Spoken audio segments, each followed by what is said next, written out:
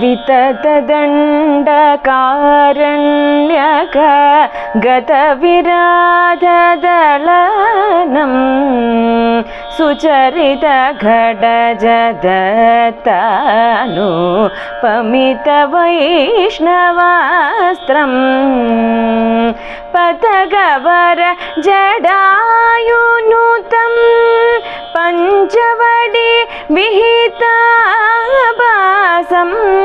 अधिकोर शूर्पणखा वचनगद गरादिहरं गा पगरे गरे सद सरे गा